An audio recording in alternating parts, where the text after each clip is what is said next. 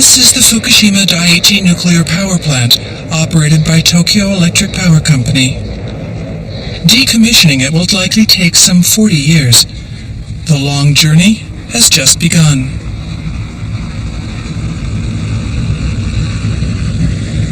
It's been nearly a year and a half since the disaster, one of the worst nuclear accidents in history, but many questions remain unanswered.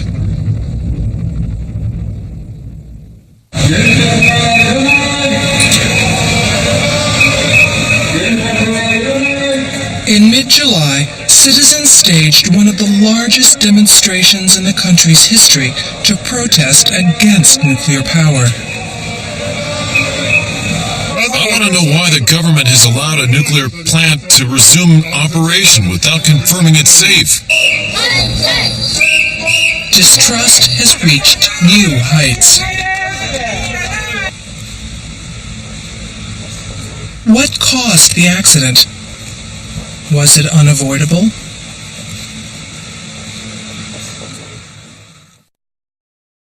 After more than a year of negotiation, we were able to interview on-site managers, provided we hide their identity. They all recounted a grave set of circumstances that defied imagination. I was really scared. It was like living hell. Really, I was thinking this could turn into another Chernobyl, if worst came to worst. I saw things unfold with my own eyes, but none of it seemed real. It was like being in a war zone or something. Hydrogen explosions occurred at reactors number 1 and 3, one after another. This was the first time a nuclear disaster had led to a meltdown of multiple reactor cores.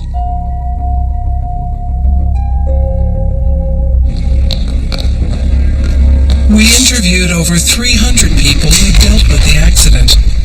Based on their testimony, we've reenacted what happened during the crisis.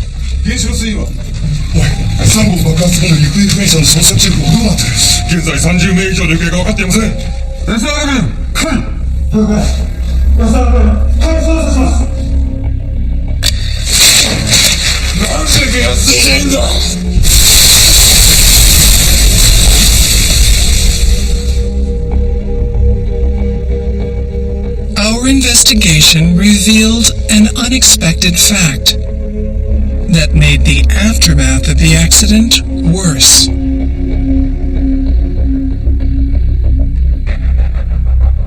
It turns out a safety mechanism might have had the tendency to become harder to operate as the crisis worsened. Furthermore, not just the tsunami, but also the earthquake may have had a critical impact, though TEPCO has denied it. Given the scale of the earthquake, it's possible some devices were not sufficiently quake-proof. We cannot deny the possibility that they suffered damage and caused leaks. Are nuclear power plants really safe? We asked the top executive at the Fukushima site. If we are to continue with nuclear power generation, I assume we'll be conducting safety assessment promptly.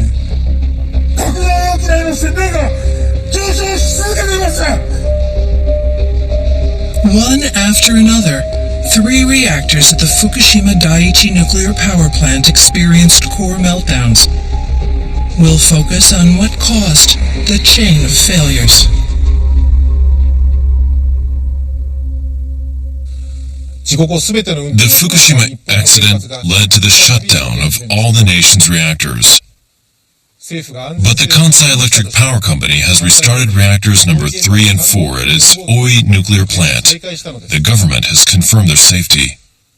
But many citizens remained worried. They've held demonstrations against the move. They say last year's nuclear accident requires more investigation. How much really is known about the disaster?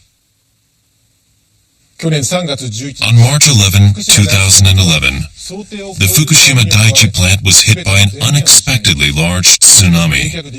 The waves knocked out the power supply, which led to the shutdown of the reactor cooling system.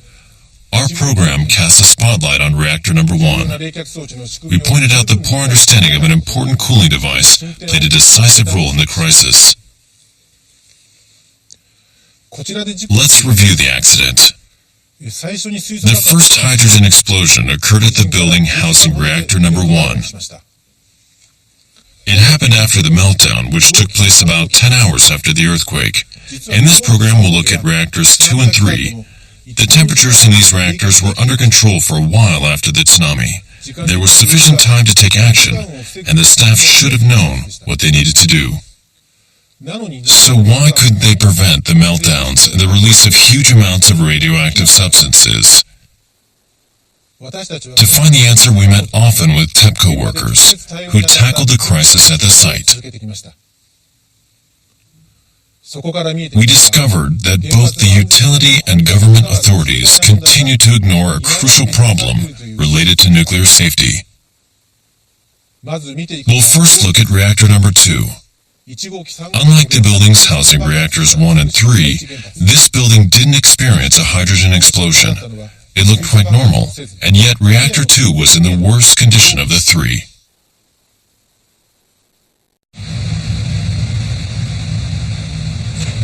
We've captured the first ever footage of evidence that illustrates how serious the problems at reactor number 2 were.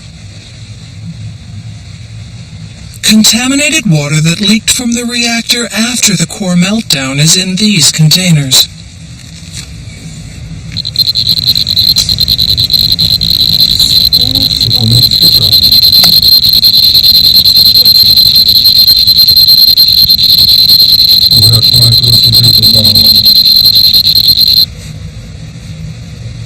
Reactor 2 is believed to have leaked the largest amount of radioactive substances. The contaminated water was taken from a building right next to the reactor. Inside the primary containment vessel, which protects the reactor, extremely high radiation was detected. It was strong enough to kill a person after a few minutes of exposure. The main control room played a key part in dealing with the accident. The on-site emergency headquarters was located inside the quake-proof building. What was happening there? Managers who responded to the accident gave their accounts for the first time in front of a camera. They also feared reactor number 2 was in the worst shape. I thought my heart was going to stop beating. I was really scared. We couldn't inject water, but the water inside the reactor was leaking. If that continued, the reactor would start burning inside without any way to cool it. In the worst case scenario, soaring pressure would have wrecked the reactor and, well, I don't want to think about it, but eventually the containment vessel would have cracked. Here's a graphic representation of what the on-site workers were afraid might be imminent. Even after a reactor stops operating, the nuclear fuel inside continues to emit massive amounts of heat. A loss of water to cool the fuel would result in a meltdown. The dissolved nuclear fuel would penetrate the bottom of the reactor and spread into the primary containment vessel. Should the containment vessel break, vast quantities of radioactive substances would spew out. Once that happened, no one would be able to come near the reactor. The manager said reactor number 2 came the closest to this worst-case scenario. If such an event really occurred, we wouldn't be able to do anything. It would have been like a living hell. I was thinking, this could turn into another Chernobyl. if worse came to worst. How did the situation at reactor number 2 become so dangerous? Based on interviews with more than 300 people who responded to the crisis, we've created a detailed reenactment of what was happening at the time.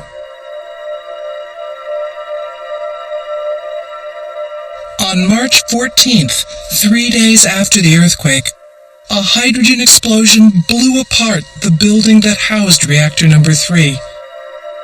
The strong shock reached reactor number 2 as well.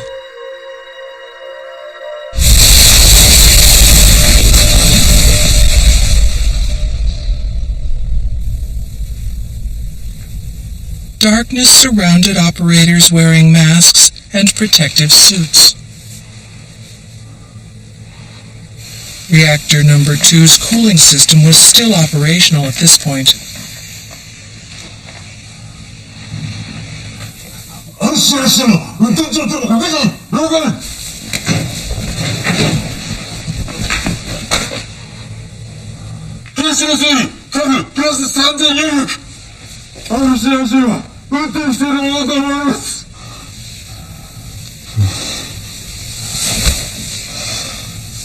But 2.5 hours later, the cooling system would stop. To prepare for such an event, the operators had started taking steps to prevent a meltdown.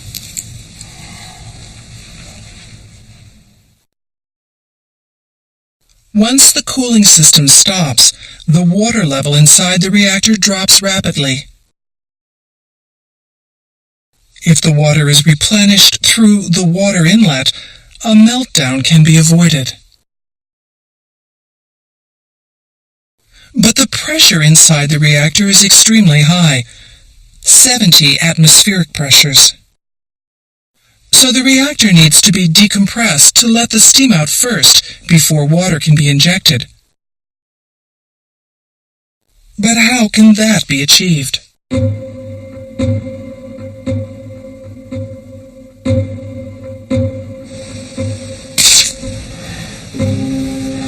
In the main control room, the operators were preparing to decompress the reactor using batteries gathered from cars within the plant's grounds.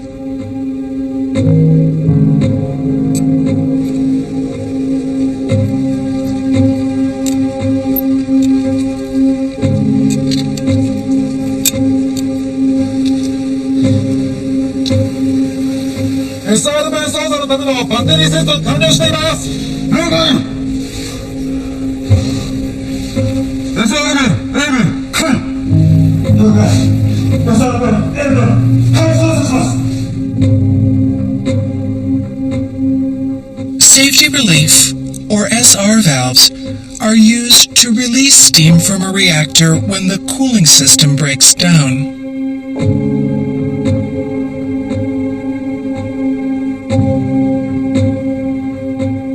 There are 8 SR valves attached to the outside of the reactor. If the operators could open even one, that would lower the internal pressure right away and allow them to inject water. This equipment simulates the operation of an SR valve. Open the valve, and steam gushes out.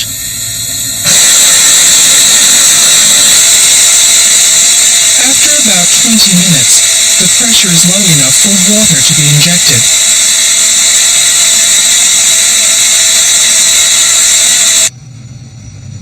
SR valves are located inside the primary containment vessel that houses a reactor. We were able to record actual SR valves in a nuclear power plant that's currently offline. No one is allowed inside a primary containment vessel while a reactor is running. That means SR valves cannot be opened by hand. They need to be operated remotely from the main control room.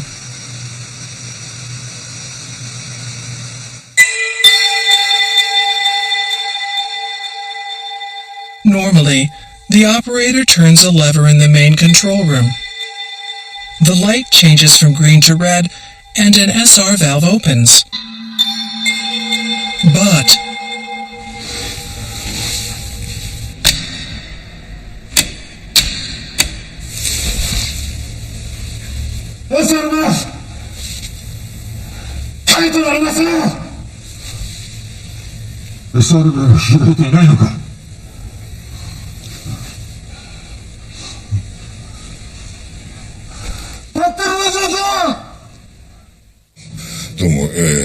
I was told that the SR valves might not open.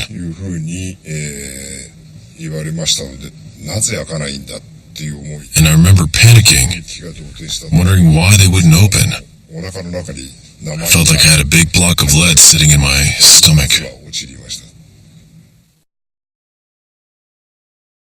a sense of crisis swept through the on-site staff, including the top executives.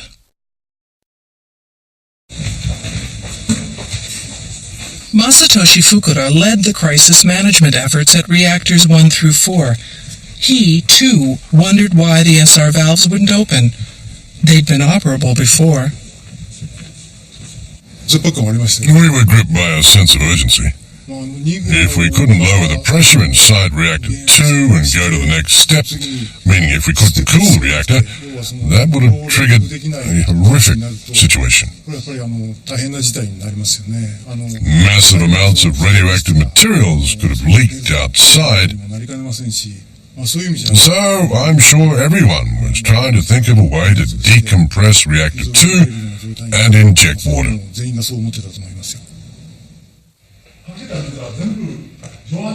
Why couldn't the staff open the emergency SR valves? We worked with experts on reactors and nuclear plant accidents to find an explanation.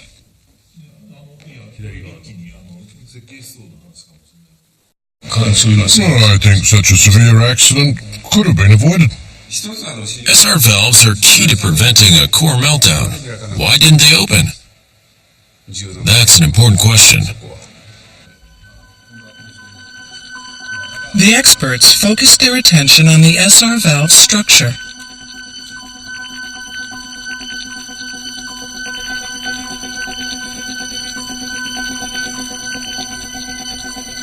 The SR valve has another valve connected to it. This valve opens when electricity flows from a battery.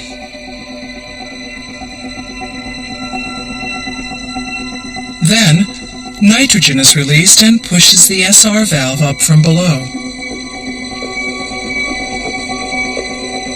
This would have released steam from the reactor, greatly lowering the internal pressure.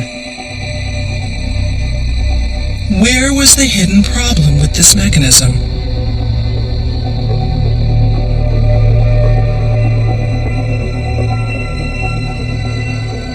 Several investigations have been conducted into the accident at the Fukushima Daiichi nuclear power plant.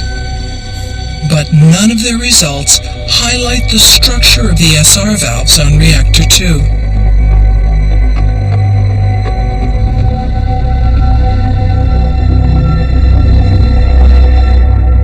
It took time to prepare the batteries. That's according to a report by the National Diet's Independent Investigation Commission. Meanwhile, TEPCO's report says the power supply was lost due to the tsunami, but it says nothing about why the SR valves didn't work. What prevented the SR valves from working? A specialist in the field of thermofluid engineering pointed out an unexpected cause.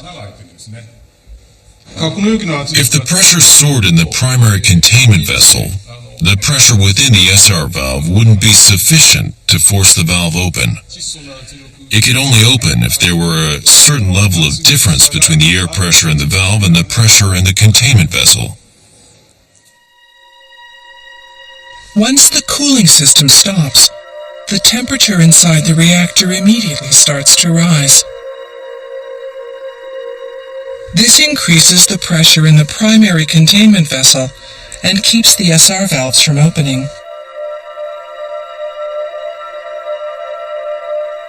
If the pressure surges within the containment vessel, the pressure inside the SR valve also goes up and presses down on the valve.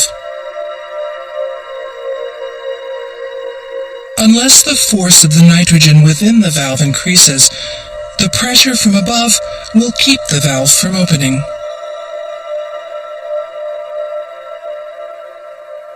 If the SR valve remains closed, there's no way to prevent a meltdown, and the situation will deteriorate as the meltdown progresses. That's because the temperature inside the reactor will keep surging, and the pressure within the primary containment vessel will also continue to rise. The safety mechanism is supposed to stop a meltdown, and yet it becomes less effective as the meltdown worsens. The experts said such an ironic outcome hadn't occurred to them prior to the accident. I don't think the operators had ever expected the pressure inside the primary containment vessel to reach 6 or 7 atmospheric pressures. And that would have prevented the SR valves from opening. There might be other causes, but I'm sure that was one of them. All SR valves undergo testing, of course, but not under such extreme conditions. It's difficult to test and make sure the valves function as designed at all times, because you can't cover all possible scenarios in a testing environment. The engineers probably didn't realize there was a problem. After the accident, TEPCO workers are said to have made desperate attempts to open the SR valves, but apparently no one mentioned the possible effects of high pressure inside the primary containment vessel. To tell you the truth, I don't recall having any discussions at the time about whether high pressure within the primary containment vessel was keeping the SR valves from opening. There were lots of SR valves, so we were busy checking every single one of them.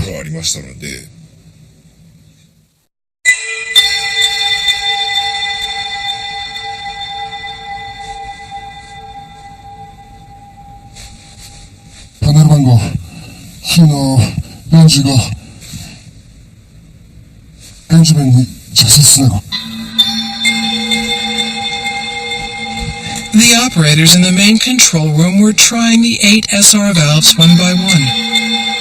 They couldn't understand why they wouldn't open.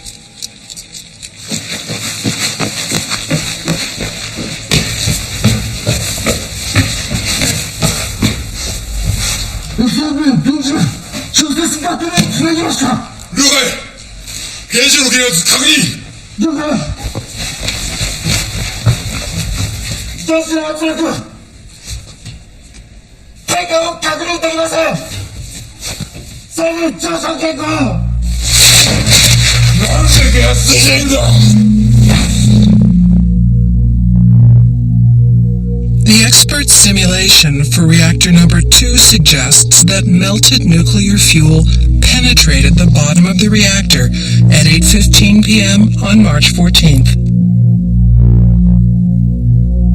The massive heat raised the pressure inside the primary containment vessel. Destruction of the vessel was becoming increasingly likely. It was the last defense against radiation leaks. Its loss would have much more dire consequences than a hydrogen explosion in the reactor building.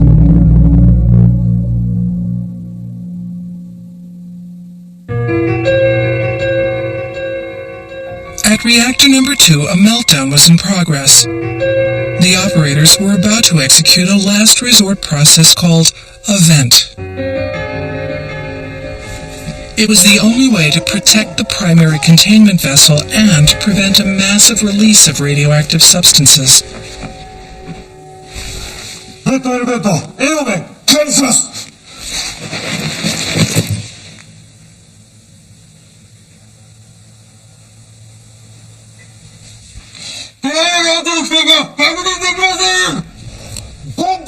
しているのだ。運転手が足りないと思います。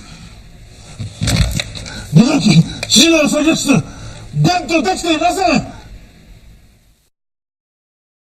A vent is an emergency procedure for lowering the pressure within the primary containment vessel.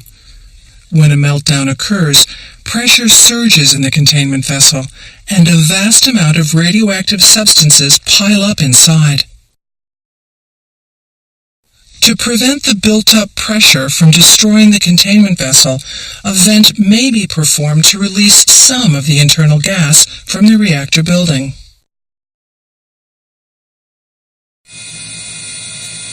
Even though explosions blew up the buildings housing reactors 1 and 3, the vent probably kept their primary containment vessels from being destroyed.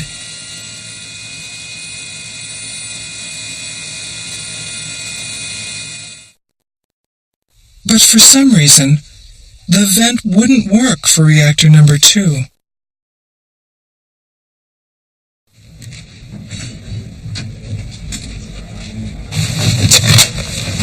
Now, 中層から弁の実施の知らせがありません。格納容器の圧力は急速に上昇。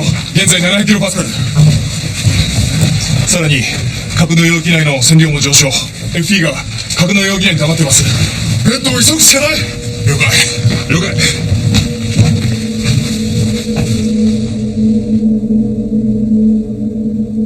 To perform the vent, 2 valves had to be opened. One of them had a handle. During the crisis, the operators were able to open it manually right away without electricity. The problem was with the other valve. It didn't have a handle. It had to be opened remotely, like the SR valves. The second valve used air. Air had to be pushed inside to turn the gears. These actions should have released the gas from the primary containment vessel. But why didn't the vent work?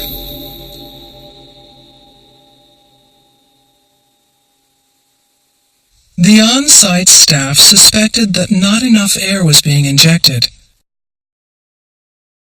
The air came from a tank next to the building housing the containment vessel. The operators normally used a compressor to send air into the valve. But they couldn't work the compressor. The power supply had been wiped out by the tsunami.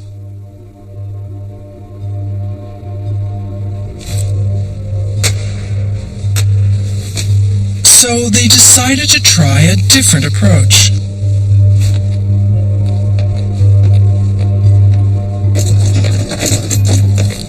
The plan was to use a portable compressor to send air into the valve.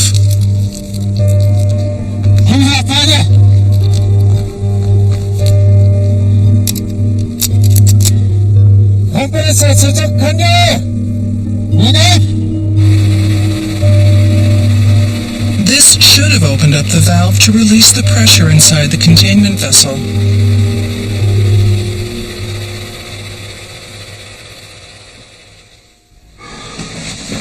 But for some reason, the pressure didn't drop. ドライバーの圧力740キロパスカル高止まりしています。格納容器内の線量も上昇。29シールト。まだベント実施できておりません。格納容器内の線量が上昇し続けています。Venting was the last resort, and it was failing. The unimaginable was happening.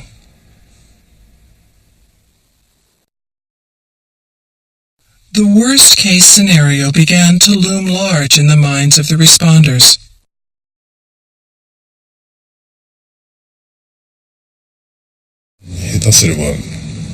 Part of me was extremely worried.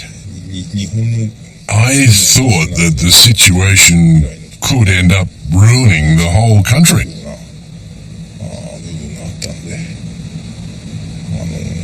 And Of course, I realize that we might not be able to leave the site alive either.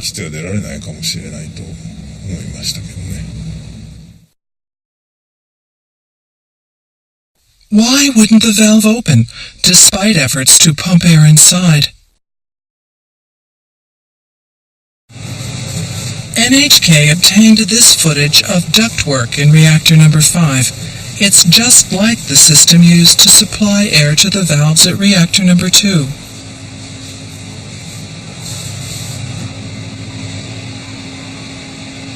The 50-millimeter diameter pipes extend more than 70 meters.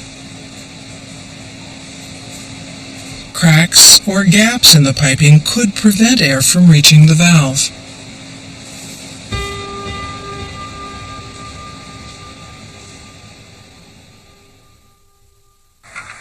A magnitude 9.0 quake shook these thin, long pipes.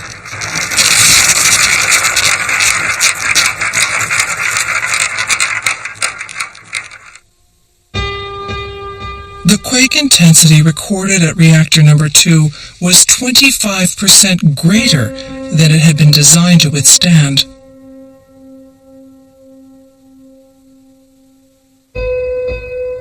Government regulations establish quake resistance standards for nuclear plant facilities. The containment vessel and most of the other core components of the reactor are built to Class S standards, the most stringent. But the standards dropped farther away from the reactor. The piping in question was rated Class C, the lowest level.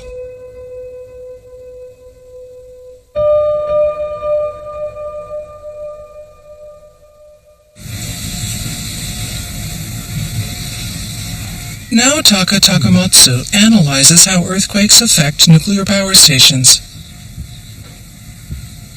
The leading authority in the field agreed to sit down with us for the first time after Fukushima.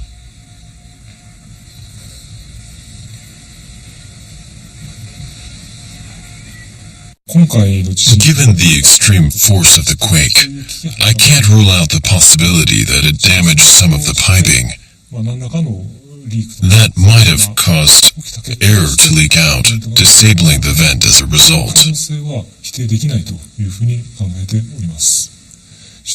Therefore, I find it extremely important to thoroughly investigate that possibility.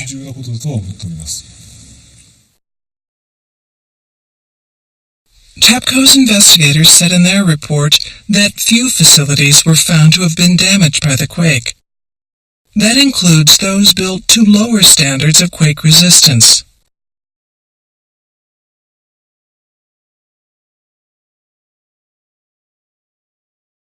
Was there really no impact on the pipes that were so critical for venting the reactor? For instance, was there any leakage between the source of the air and the valve? I doubt if they've checked everything on that level. In other words, no one can tell why venting failed or if the piping was damaged by the quake until they've looked at the actual material.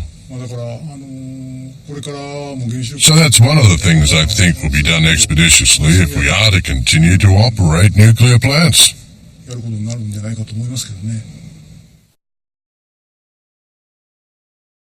While responders were struggling to vent the reactor, the pressure inside the dry well rose far above permitted levels by the night of March 14th. News of the tense situation reached the Prime Minister's office in Tokyo.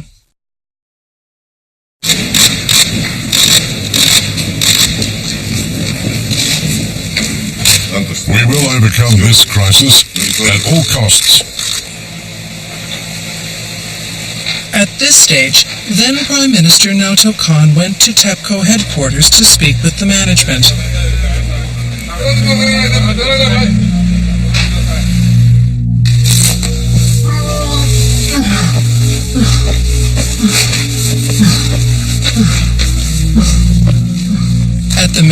control room of reactor number 2, all the workers could do was to repeat their fruitless efforts to release the pressure in the reactor. 無動機、まだベントできていません。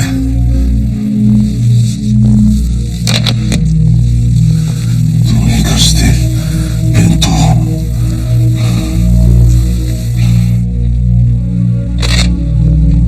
ドライウェル圧力740キロパスカルから750キロパスカルで高止まりしてます。Alarming dry well pressure readings rang out in the on-site headquarters, but there was no good news.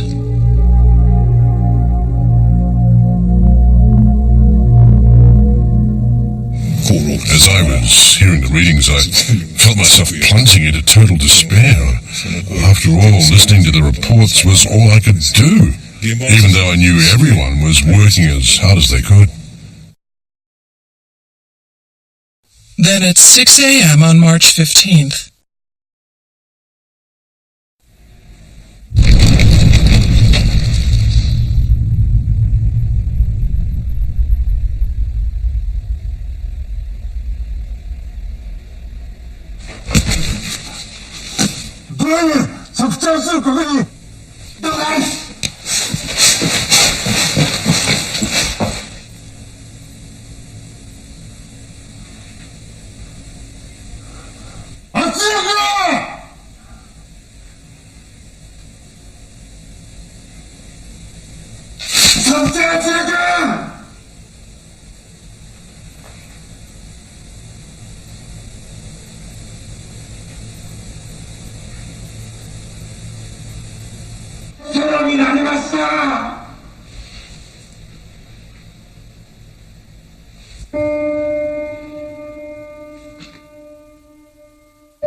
the pressure was 0.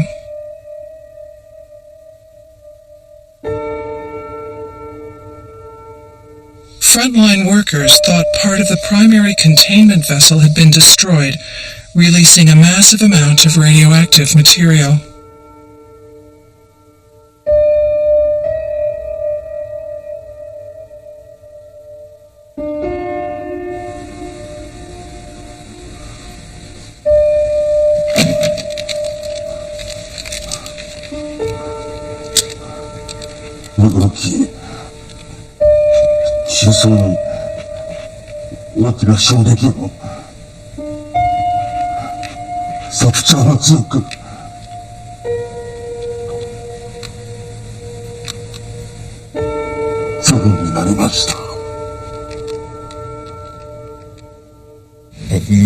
If the containment vessel had really been destroyed, rather than just experiencing a minor leak, that could have meant evacuating everyone.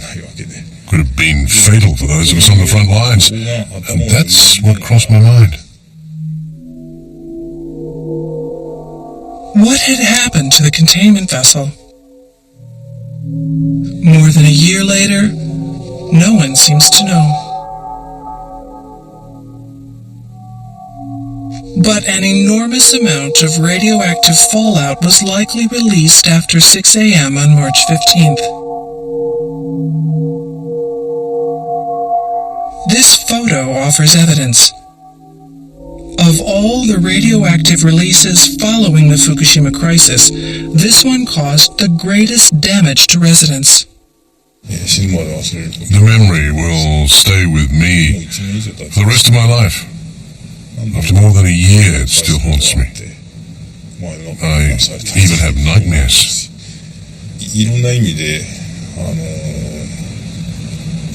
I think one question will be stuck in my head for the rest of my life. How can the events at the nuclear plant be turned into something we can learn from in the future? As you've seen, pipes that were not built to withstand severe quakes might have cracked, leading to the breakdown of key safety equipment. The Diet Investigation Commission has pointed out that the earthquake may have played a role. In addition to the malfunctioning SR valves we showed earlier, problems related to the most basic issues of nuclear safety remain unexamined. Next, we look at reactor number 3, which faced a crisis before reactor number 2. Operators failed to prevent a meltdown here, too, even though time was on their side. In the background was an issue that went beyond the grounds of the plant.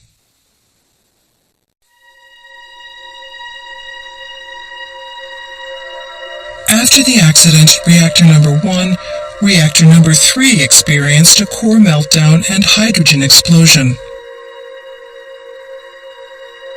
Operators had the time and the know-how to prevent the crisis, but failed to do so. Why? As it turned out, there was a hidden pitfall.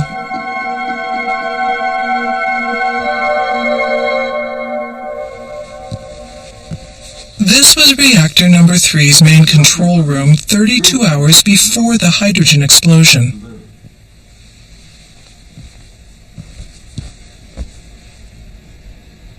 Operators were continuing efforts to cool down the reactor with the few batteries that had survived the tsunami. A day and a half had already passed since the tsunami plowed through the plant.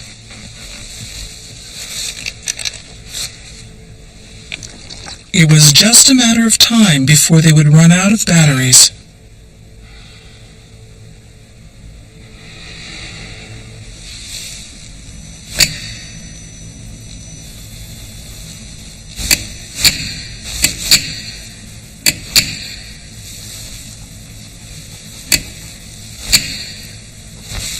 SR弁、はい、確認できません。電気が足りない可能性がある。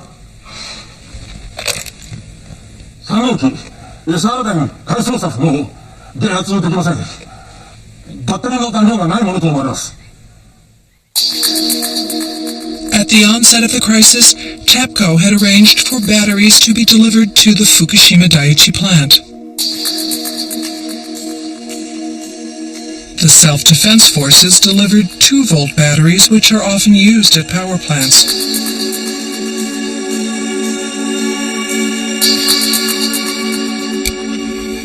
But operators needed 12-volt batteries to open the SR valves. The batteries are highly portable and weigh as little as 10 kilograms. 10 of them provide enough power to open an SR valve.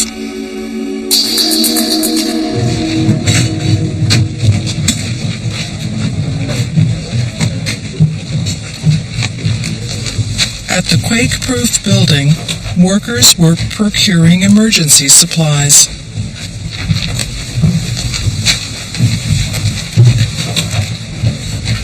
SR 弁に必要なバッテリーは120ボルト。SR 弁が開かなければ原子炉に水は入らない。炉心損傷が始まる。今あるバッテリーは2ボルトばかり。12ボルトは届いていません。自家用車からバッテリーを集めるしかない。手の空いてる人は自分の車からバッテリーを取り外して集めて。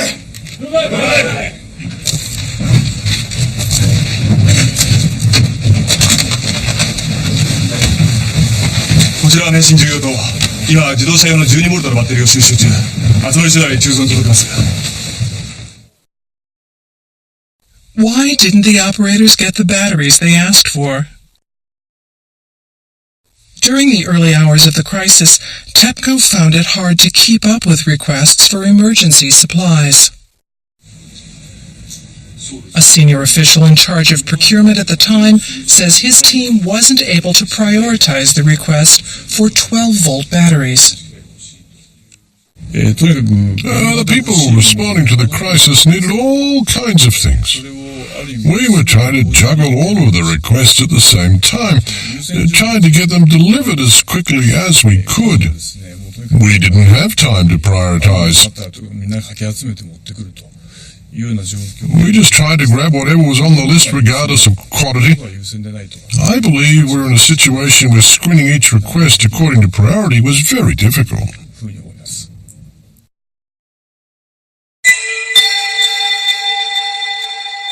As a result, the distribution station received nothing but 2-volt batteries during the crisis. Most of them remained on the shelf. The chaotic approach to providing essential materials deepened the disaster.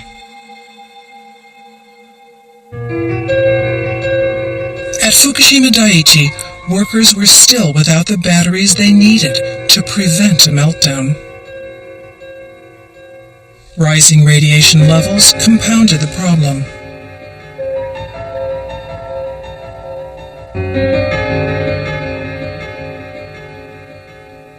This shows radiation levels near the main gate of the plant. On March 13th, the number rose to 281 microsieverts per hour. At that rate, the annual exposure limit would be reached in just 4 hours.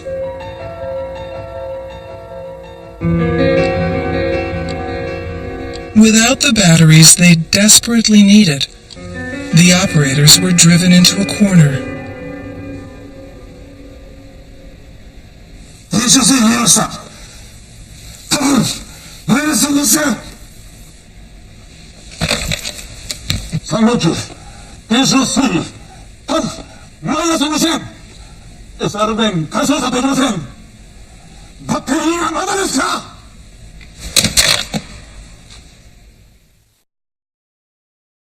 TEPCO had procured 12-volt batteries. But as of the night of March 13th, they remained at a stock base 55 kilometers from the crippled plant. There were more than 1,000 of them.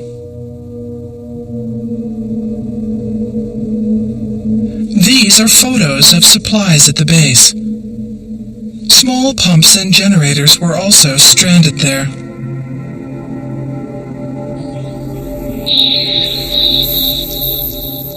No mechanism existed to transport goods to the contaminated plant.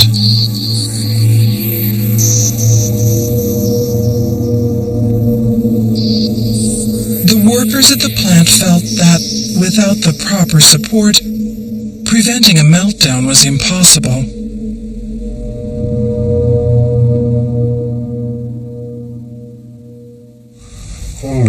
Things that we needed the most didn't come at all. Really, what would you expect us to do under such circumstances? I know I shouldn't speak like this, but that's how we felt. People may say the explosion could have been avoided if we'd had this or that. Well, I'm afraid there's no end to such hypothetical arguments.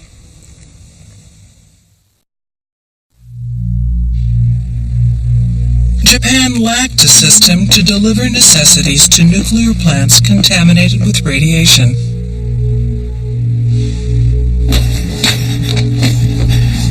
Eventually, workers at reactor number 3 had to resort to using batteries from their own cars.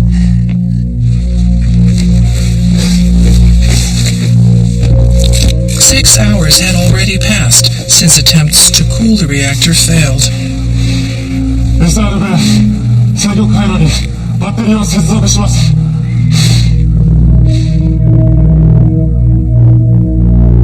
But our simulation showed the nuclear fuel had already been damaged, releasing hydrogen into the reactor building.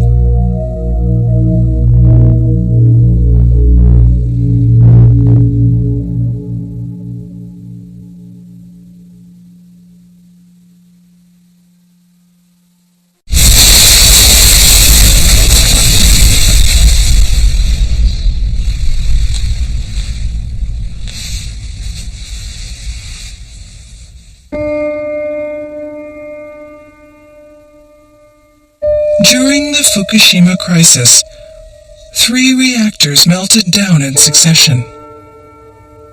The radioactive materials they released have contaminated the soil.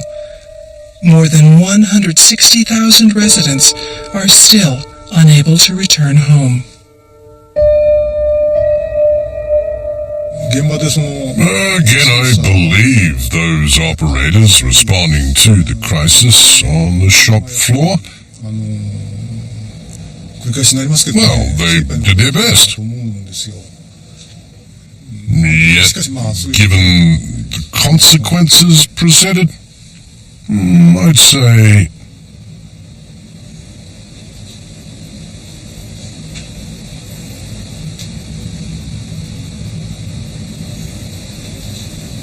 we failed to meet the challenge. The nuclear crisis upended many lives and spread radioactivity over a wide area. To what degree can its causes be understood? Some of the issues we raised in this program, such as problems with the SR valve and the impact of the earthquake on critical ductwork, came to light only after the accident.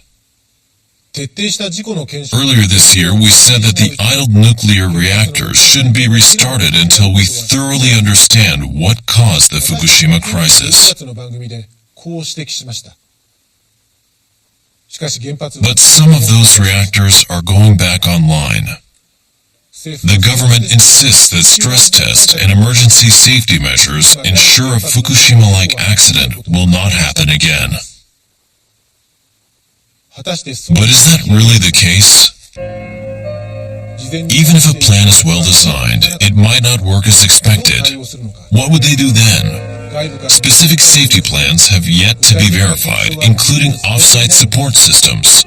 Meanwhile, at the disaster site, work has just begun to decommission the reactors, a process that could take as long as 40 years. What lessons are to be learned from Fukushima? This important question remains unanswered.